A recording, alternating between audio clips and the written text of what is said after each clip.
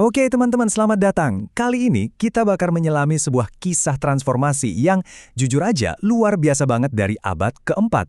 Ini ceritanya tentang Santa Maria dari Mesir, sebuah perjalanan yang akan membawa kita dari bisa dibilang jurang dosa yang paling dalam sampai ke puncak kekudusan. Langsung aja kita mulai ya.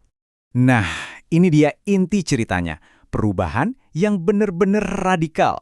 Coba bayangin, gimana ceritanya seseorang yang hidup dalam dosa yang dianggap paling hina, tiba-tiba bisa jadi salah satu orang kudus yang paling dihormati? Nah ini nih pertanyaan besar yang mau kita bedah bareng-bareng.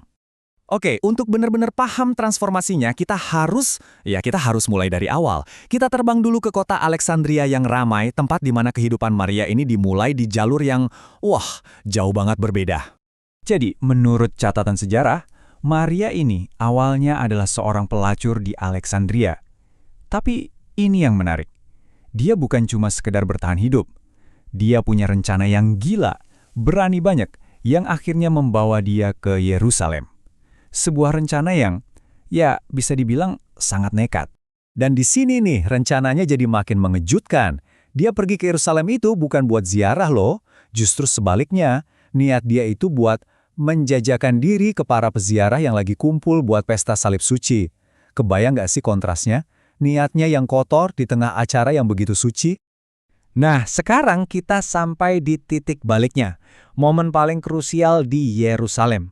Satu kejadian, cuma satu, tapi dampaknya mengubah arah hidupnya untuk selamanya. Ini dia, turning point-nya.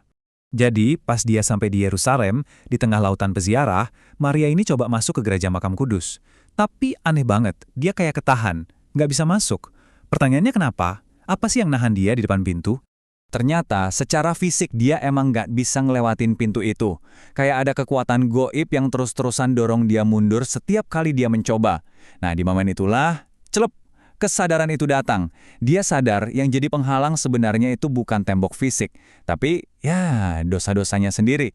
Hancur lebur karena kesadaran itu, tatapan Maria tertuju pada sebuah ikon Bunda Maria di luar gereja. Di depan ikon itulah dia berdoa, benar-benar tulus mohon ampun, dan di situ juga dia bersumpah.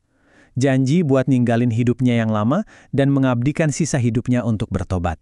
Oke, Maria sudah bersumpah untuk berubah, tapi apa sih isi sumpahnya? Dan gimana caranya dia akan memenuhi janji sebesar itu? Nah, sumpah inilah yang membawa kita ke babak selanjutnya dari perjalanannya, penebusan dosa di padang gurun. Nah, setelah bersumpah, dia mendengar sebuah suara yang membisikkan petunjuk ilahi ini. Ini bukan sekedar saran loh, ini kayak peta jalan buat penebusan dosanya. Menyeberangi sungai Yordan itu jadi simbol peralihan totalnya dari kehidupan lama ke kehidupan yang baru. Dan kira-kira berapa lama penebusan ini berjalan? Jawabannya, hampir 50 tahun. 50 tahun. Coba deh bayangin, setengah abad dihabiskan buat pertobatan total di tengah padang gurun yang ganas.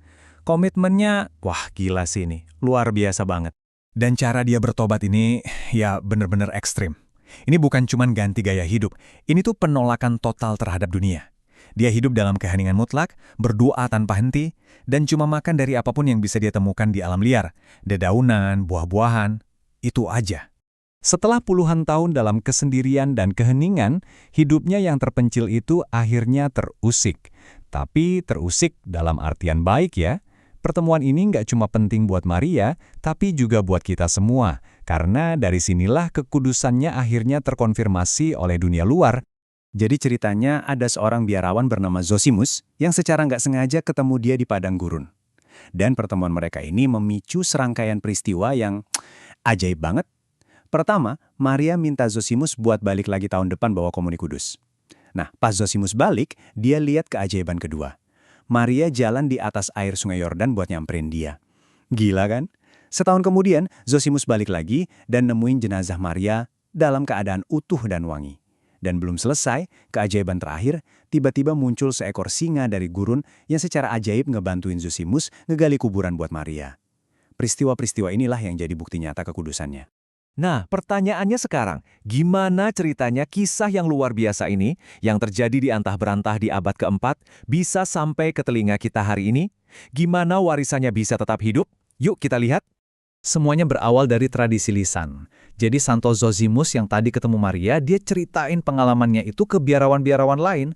Selama 3 abad, bayangin, 3 abad. Kisah ini terus diwariskan dari mulut ke mulut, sampai akhirnya ditulis secara resmi oleh Santo Sophronius dari Yerusalem. Nah, begitulah cara kisahnya diabadikan sampai sekarang. Dan yang lebih dalam lagi, cerita ini bahkan tercermin dari namanya sendiri loh. Nama Maria atau Miriam dalam bahasa Ibrani itu artinya masih jadi perdebatan. Tapi yang menarik, semua kemungkinan artinya itu pas banget sama perjalanan hidupnya. Jadi ada 2 teori utama soal arti namanya. Yang pertama, artinya lautan kepedihan. Ini kan pas banget ya menggambarkan penderitaan dan kehidupan awalnya yang penuh dosa.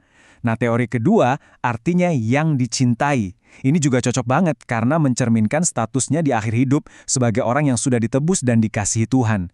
Keren banget kan? Gimana 2 arti yang kontras ini justru seolah menceritakan 2 babak kehidupannya yang sangat berbeda.